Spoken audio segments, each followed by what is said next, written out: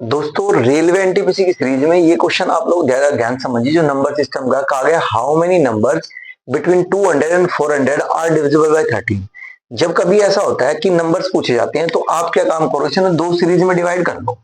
एक 1 से 200 तक और दूसरी सीरीज 1 से 400 तक। तो पहले यहां से देखो कितने नंबर आते हैं जो 13 से डिविजिबल होंगे। तो आपको क्या करना होगा प्यारे साथियों, 200 को आप डिवाइड करो 13 से।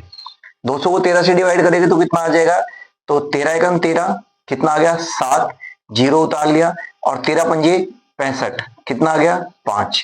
आप इस चीज को भूल जाइए, इसे याद रखना है बस। इसका मतलब यहां से यहां तक कितने नंबर है, 15। सेम इसी प्रोसेस के आधार पर आप 400 को डिवाइड कीजिए कितने थे, कितने से, 13 से। तो 13 थी 39, 39, कितना आ गया 1, यहाँ जीरो आ जाएगा, ये से छोटा नंबर तो यहाँ कितना आ जाएगा 30।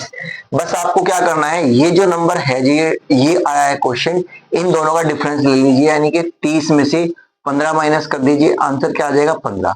तो साथियों 15 ऐसे नंबर है जो 200 से 400 के बीच में होंगे, जो कंप्लीटली डिविजिबल होंगे 13। क्वेश्चन है जिस क्वेश्चन में ये पूछा गया है नंबर सिस्टम का कि find the number at unit place.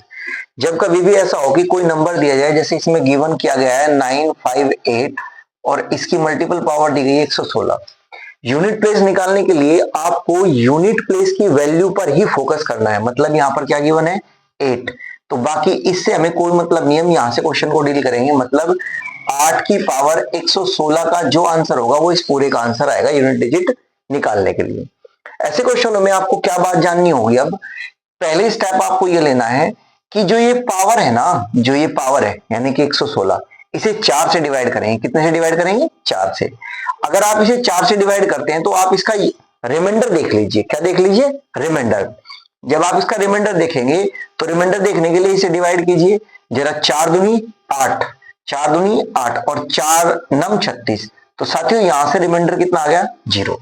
मतलब आपको शेषफल देखना है, तो शेषफल कितना आया, 0।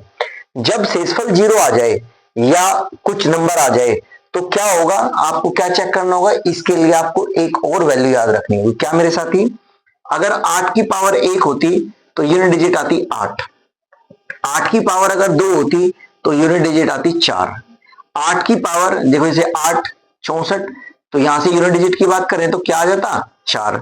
8 की पावर अगर 3 होती तो कितना आता 512, कितना आता 512। तो यूनिट डिजिट से बात कर रहे हैं, तो यूनिट डिजिट से बात करने के बाद कितना आ गया 2। और 8 की पावर अगर 4 होगी तो 8 की पावर 4 होने पर कितना हो जाएगा, 4 8 दूनी 16, तो कितना आ जाएगा 6। यूनिट डिजिट कितनी आएगी 6। बस आपको यही देख लेना है, ये अगर कब आएगा, जब रिमाइंडर 1 हो। ये कब आएगा, जब रिमाइंडर 2 हो। ये कब आएगा, जब रिमाइंडर 3 हो। और ये कब आएगा साथी, जब रिमाइंडर 0 हो। आपको उम्मीद है बात समझ में आ गई होगी। रिमाइंडर 0 है तो 0 होने के बाद कितना हो जाएगा, 6 आएगा। तो आप कह देंगे ऑप्शन नंबर 4 इस क्वेश्चन का आंसर हो। सेशन के अंदर आज हम समझेंगे कि ऐसे नंबरों की अगर हमें मल्टीप्लाई करनी हो जिन नंबरों की यूनिट डिजिट 1 हो, जिन नंबरों की यूनिट डिजिट 1 हो, ऐसे नंबरों की मल्टीप्लाई करना बहुत 2 सेकंड का काम है। आपको क्या करना होगा, ये 1 है तो आप यूनिट डिजिट पर 1 ही लिख दीजिए। उसके बाद ये टेंस वाली वैल्यू है, इनको जोड़कर लिखिए, 3 और 2 5, और उसके बाद इनका प्रोडक्ट लिखिए, 3 दूनी 6, हो गया। बस इतना से काम था। चलिए इसमें अप्लाई करके देखते हैं। यहां से इन 1 ही लिख देना है, इन दोनों को जोड़कर लिखेंगे यानी कि 4 5 9, और इन दोनों का प्रोडक्ट लिखेंगे 4 पंजे 20, हो गया काम। बस इतना सा काम था। सेम ऐसे ही आप इसको लिखेंगे, 1 आ जाएगा, 1 आ जाएगा। इन दोनों का सम लिखेंगे 8, और इन दोनों का प्रोडक्ट लिखेंगे कितना, 6 दूनी 12, हो गया। इस क्वेश्चन के अंदर आप जरा थोड़ा सा दिमाग लगाएंगे, एक स्टेप बढ़ जाएगा। क्या हो जाएगा, यहां पर 1 ही लिखना है। दोनों का सम कितना होता है, दोनों का सम होता है 10। 10 की आप सिर्फ 0 लिखेंगे, कैरी को 1 फॉरवर्ड 1 कैरी फॉरवर्ड करके रखेंगे। इन दोनों का प्रोडक्ट 7 के 21 और 1 22। इस तरीके की जो ट्रिक्स है, आप अपनी ट्रिक्स अपने कैलकुलेशन में अगर अप्लाई करेंगे तो मैं आपसे प्रॉमिस करता हूं कि आपकी कैलकुलेशन बहुत फास्ट हो जाएगी। इसी तरीके से आप इन ट्रिक्स को फॉलो करने के लिए और सीखने के लिए आप अपने चैनल पर बने रहे। मिलते हैं अगली वीडियो में, तब तक के लिए नमस्कार साथियों।